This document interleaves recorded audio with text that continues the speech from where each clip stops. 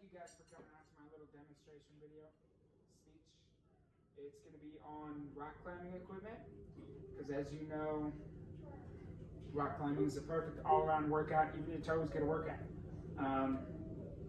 We're going to start off with this little contraption right here. This is going to be the harness. Whenever you're doing anything outdoors, whether climbing trees, zip lining, you'll see it. It's a very common thing whenever you're climbing or outdoors or doing anything weird. It's pretty much your safety net. Whenever you're falling, this is what catches you, and it keeps you close to the wall, keeps you from falling and splatting. The beauty of it is it's kind of comfortable, even though it looks goofy. But we don't have to. We don't have to talk about the goofiness because you can't walk around. So you can sit there on the rock and just be comfortable. Yeah. There's not much to it. You have your safeties. You have your figures. You have everything you need. I'm not going to go into too much detail on it, but that's the harness. You can't really rock climb without it unless you're really, really good, but you always start with a harness. So starting off with that, we're going to move on to the next one, which is my favorite, but it's also a little difficult. It's the climbing shoes. These are the choice of footwear whenever you're doing anything rugged, you can call it. Because whenever you're climbing, you need something that's tight, snug, even though it'll be uncomfortable, that can support your feet whenever you're trying to get into little footholds or little cracks. Whenever I use climbing shoes, I like to have the Velcro straps. The reason for that is because you'll get blisters at the end of every climb, for the most part, at least when you start.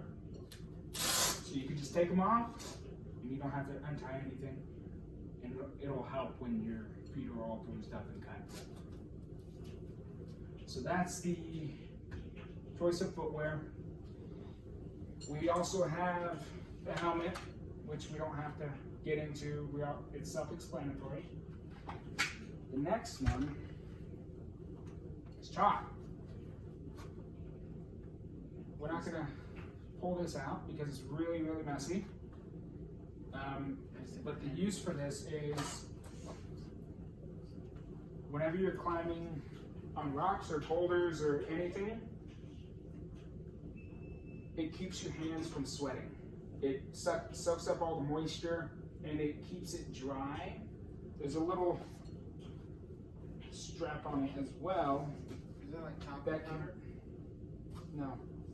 Yes. Creates texture. It can go around your body so that when you're climbing, you don't have to get down.